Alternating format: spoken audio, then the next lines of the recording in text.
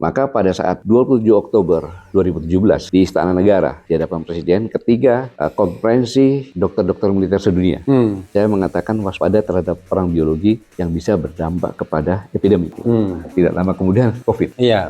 Kita tinggal bayar saja pasal-pasal, jangan semuanya kita masuk ke satu pasal. Sekarang kita melakukan itu, kita merasakan itu semuanya. Oke. Ada 13 item yang saya sampaikan itu semuanya terjadi sekarang itu. Saya katakan sekarang ini sudah puncaknya proxy war, sehingga PRK bebas melakukan apapun juga.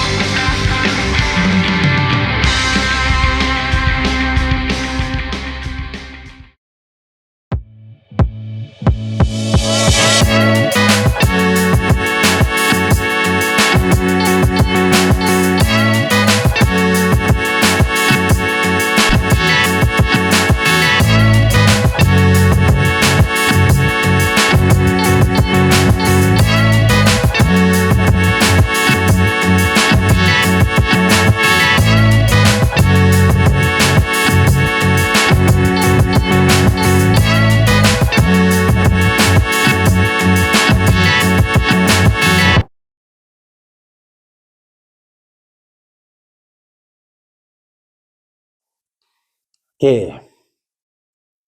Lalu itu kan dari unsur civil society ya. Tapi tiba-tiba ada juga orang yang mengatakan lebih baik kita nggak usah ada pemilihan langsung aja. Jadi bukan lagi tunda pemilu. Kalau tadi kan masih skenario tunda pemilu. Kalau tunda pemilu kan otomatis perpanjangan. Dia udah bilang, kita nggak usah ada pemilu langsung aja, nggak sesuai dengan Pancasila, kembali aja kepada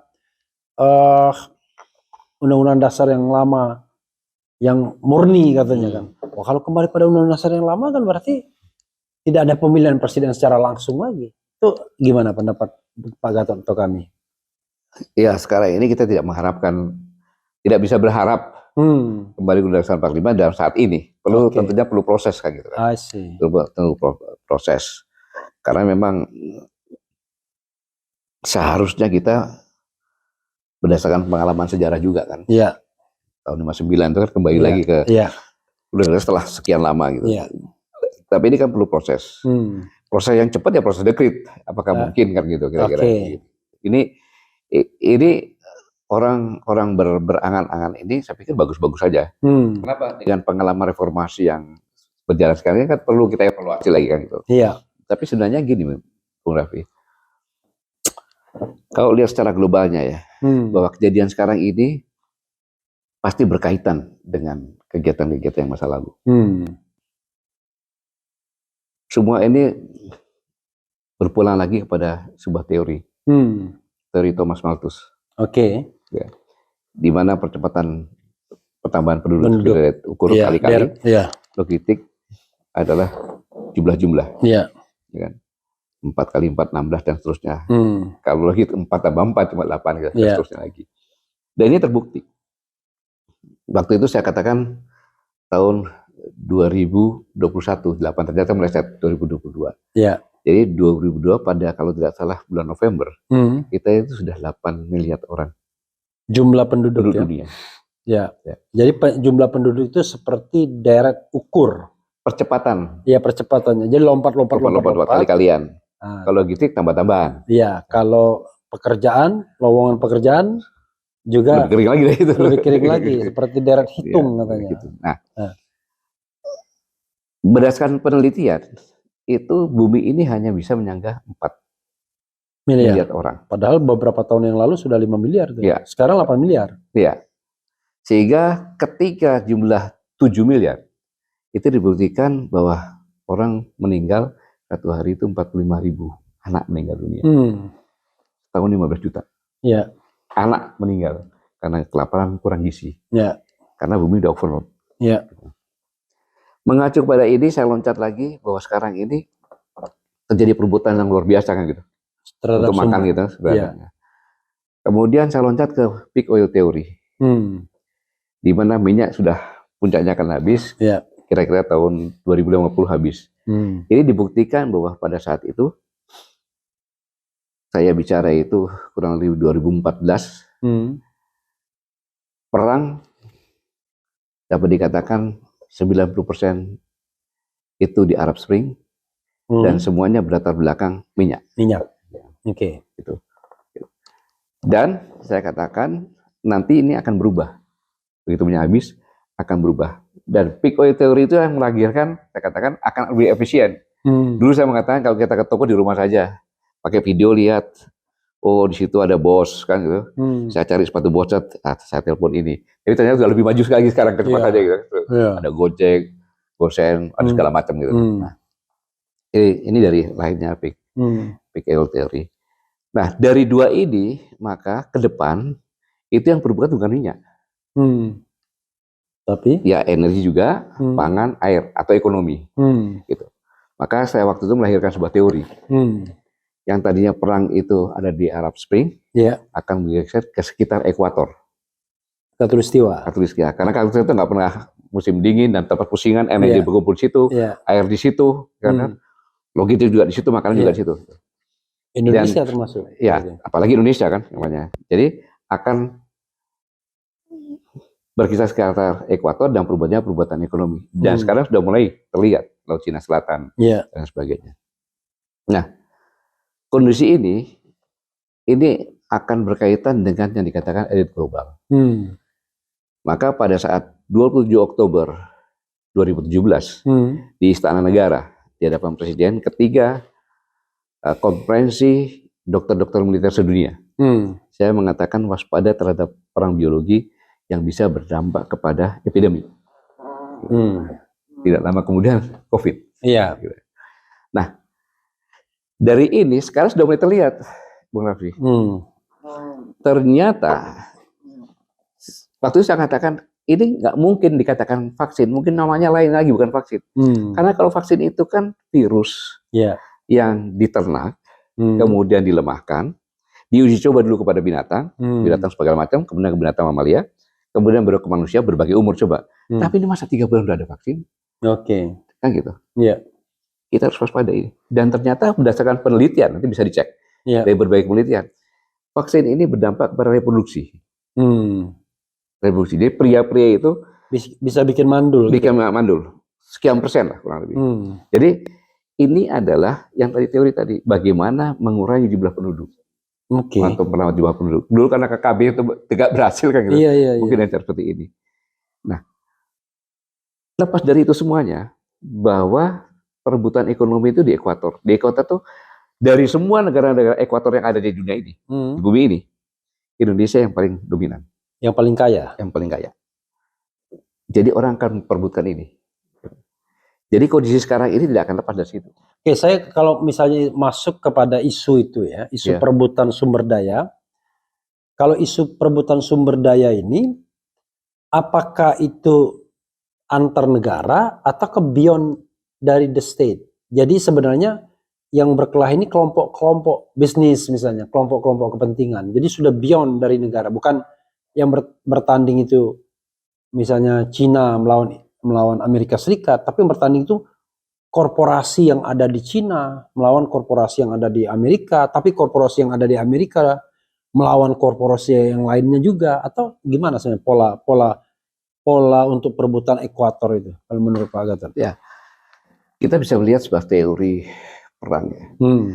Yang pertama kali adalah perang dengan menggunakan cara clandestine. Itu asymmetric warfare. Perang asimetrik. Contohnya di Indonesia deh, ya, perang asimetrik ini adalah perang Palestina kemudian menghadapi pemerintah. Inilah keberhasilan mereka. Di akhir perang ini tokoh itu diserang terus.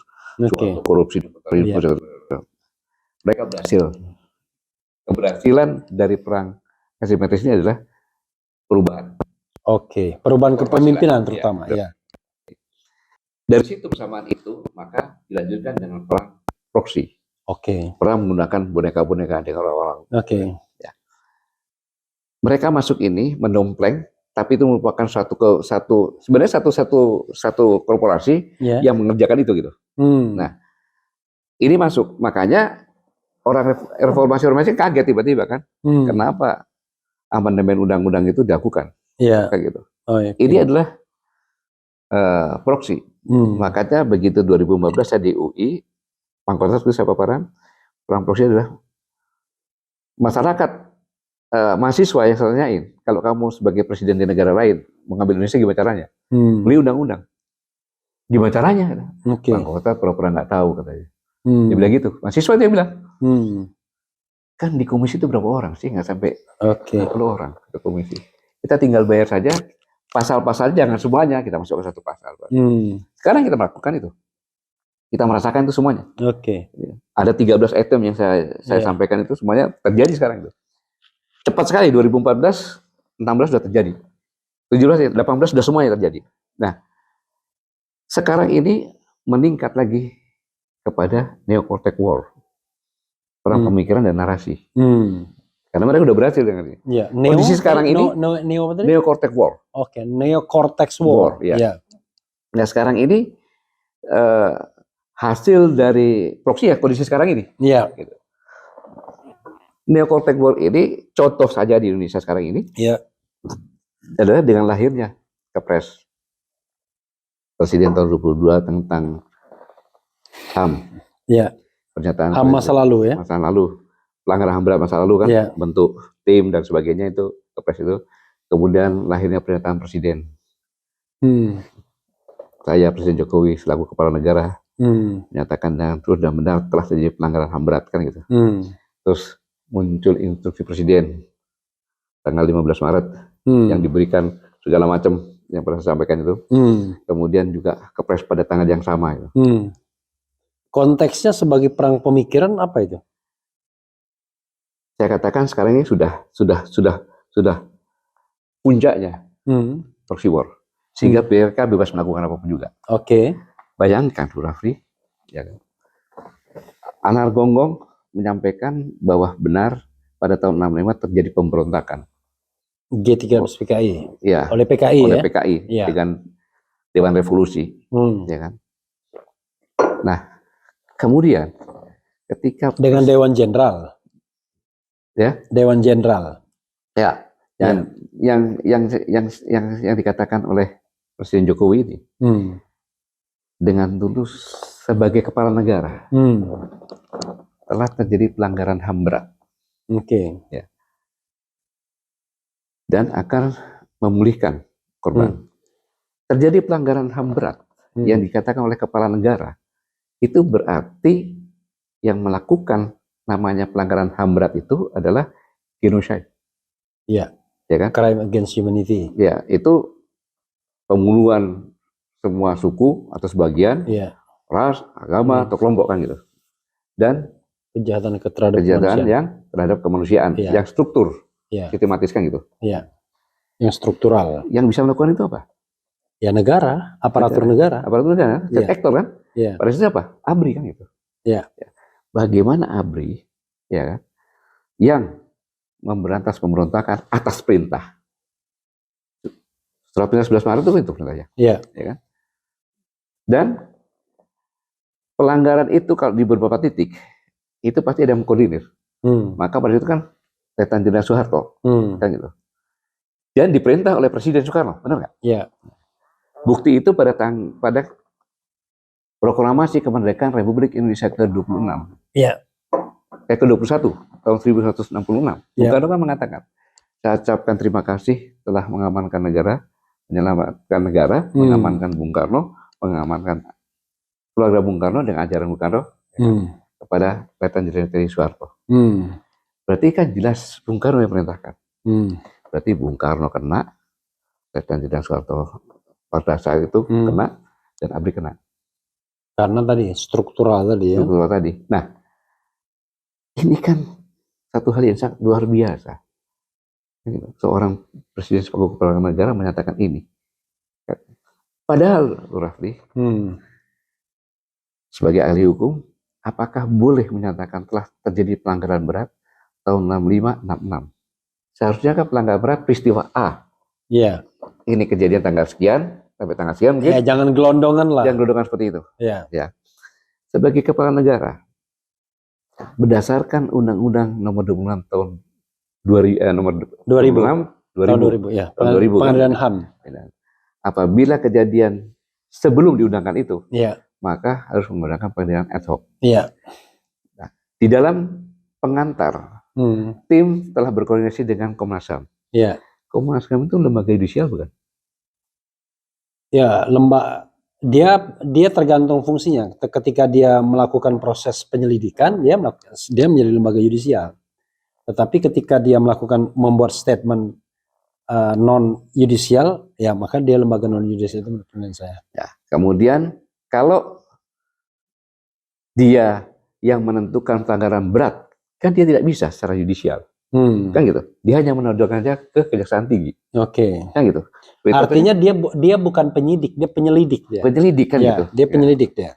Nah, kalau yudisial kan penyelidik dan penyidik. Ya, kan, proses penyelidikan, penyidikan, penuntutan sampai vonis. Itu yang saya maksudkan. Ya. Nah, pada tanggal 23 Juli 2012, Komnas HAM pernah menyampaikan pelanggaran HAM berat 65-66 dan Petrus atau apa itu, ya kan, kepada Kejaksaan Agung. Kejaksaan Agung. Dan ditolak karena datanya primer dan tidak mengandung kebenaran yang benar-benar. Kan gitu.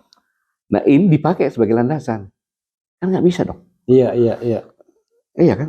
Iya. Jadi sebagai kepala negara seharusnya dia nyampaikan kepada DPR, sama DPR itu membuat pengadilan ad hoc. Pengadilan HAM ad hoc. Ya. Ini jadi, kan sudah melanggar dari undang-undang itu tersebut. Iya, artinya apa yang disampaikan oleh Presiden itu melanggar undang-undang HAM ad hoc. Ya. Dia mengatakan sebuah pelanggaran HAM berat, tetapi pertama tidak spesifik, kedua tidak ada rekomendasi DPR, dan bukan pengadilan HAM ad hoc yang dibentuk, tapi tadi tim segala macam untuk hanya 12 orang itu timnya untuk nganukan 11. Dan termasuk juga kemudian mau kompensasi macam-macam dan lain sebagainya. Itu hasil proxy war. Itu adalah hasil proxy war dan masuk kepada neocortex war. Pemikiran itu kan. Jadi pemikiran yang mau dibolak-balik. Iya. Jadi pertama menggunakan boneka-boneka untuk proxy war.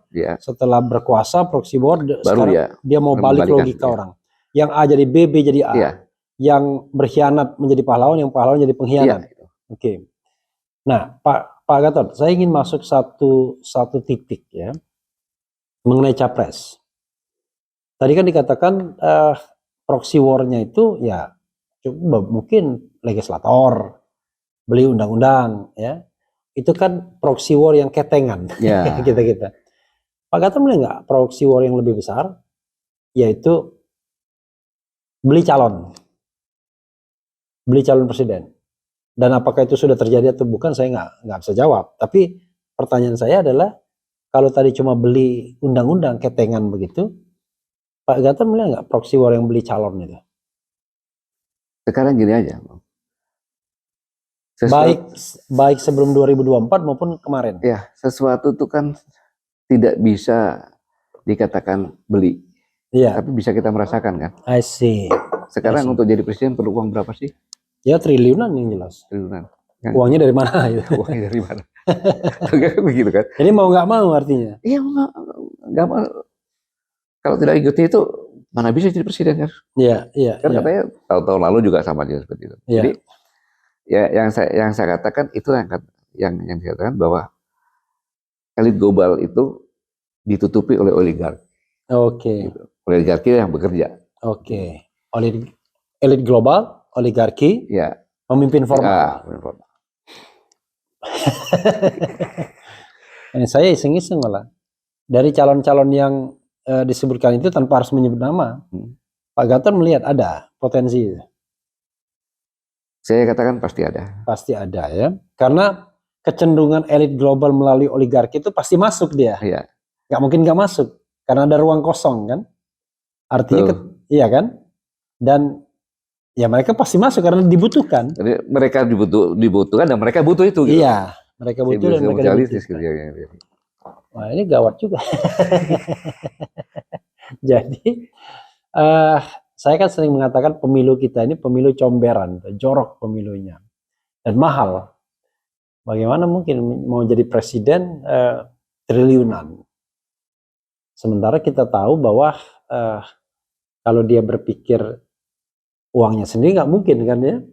Pasti tadi oligarki di belakang layarnya, dan oligarki pun juga nggak mau rugi. Ibaratnya seperti asuransi yang dia jual reasuransi. Iya. Dia minta premi orang, tapi kalau dia mikir kalau saya mengcover sendirian belum tentu kuat, dia reasuransi dengan global kan? Ya itu kan strategi. Ya strategi bisnis kan gitu. Ya, nah itu sama seperti itu. Atau sebenarnya tanpa diundang pun elit global masuk. Karena kebutuhan. Artinya yang mengundang orang dalam atau memang elit itu yang masuk tanpa diundang? Tanpa diundang itu masuk. Saya katakan gini, ibaratnya Indonesia itu wanita yang seksi. I see. Gitu. I see. Semua ingin melamar kan gitu. Oke. Kalau melamar dengan baik-baik kan dengan cara istilahnya gua ngelamar orang tua tentang gua dukun bertindak. Gitu. Kalau lamaran ditolak, dukun bertindak. Oke. Artinya memang ya mereka by inisiatif masuk itu. Iya. Oke. Nah, sekarang mana yang Pak Gatot percaya kalau kita bicara elit global? Elit global itu MNC, korporasi. Apakah elit global itu negara, the state? Struktur negara tertentu. Kan orang bicara tentang the class of civilization misalnya. Wah ini ada peradaban barat yang diwakili Amerika, peradaban Konfusianisme yang diwakili China, peradaban Hindu misalnya. Ya.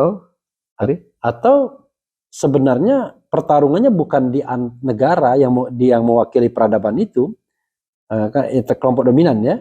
Tapi ini perang MNC saja, multinational corporation, yang bisa jadi antar negara yang sama misalnya, atau gimana? Iya. Jadi bukan antar negara ini, bukan lagi. Oke. Makanya itu. Jadi kalau mungkin paling gampangnya antar aktor global ya. Ya. Elit global. Elit global. Jadi elit global ini misalnya kita begini.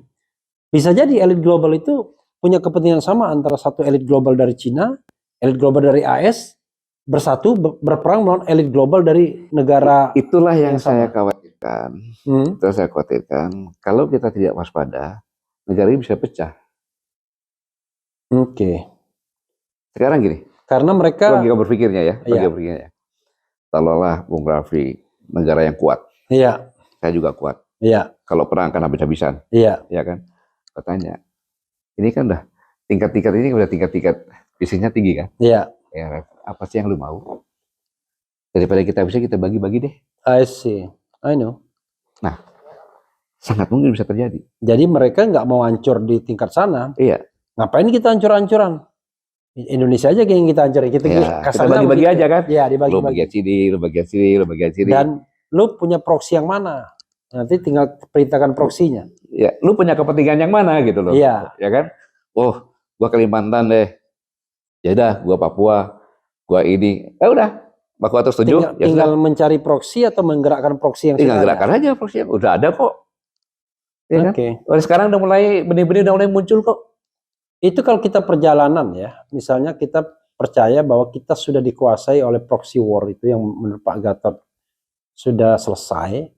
Bukan selesai, sudah sampai puncaknya. Sudah sampai puncaknya. Asymmetric power tetap berjalan, koalisinya tetap berjalan, proxy tetap berjalan, baru neko-neko jalan. Jadi mereka tetap berjalan semuanya, tidak diberhentikan. Tapi hasilnya itu sudah kelihatan. Oke, jadi misalnya gini, perang asimetris tadi ya, antara civil dan state, antara state dan civil society, kan asimetris kan? Itu selalu berjalan, kan nggak mungkin nggak berjalan kan, selalu ada kontrol dari society dan lain sebagainya. Itu sangat mungkin elit global itu punya proksi di negara, tapi juga punya proksi di civil society. Jadi, semua dilakukan. Karena dia menguasai finansial yang luar biasa kan. Sekarang ini perangnya finansial yang diperlukan. Jadi masuk semua sektor dia. Masuk semua sektor. Ada suatu cerita yang pernah berlaku. Ingat dulu Raffi waktu itu zamannya Gus Dur ya. Dewan Jenderal rapat di Gang Lause. Iya. Isu apa gitu ya? Yang mengisukan siapa itu? Kalau tidak salah waktu itu adalah Duta Besar Amerika di PBB. Yang katanya untuk untuk makar ya? Iya, untuk makar. Iya kan? Iya.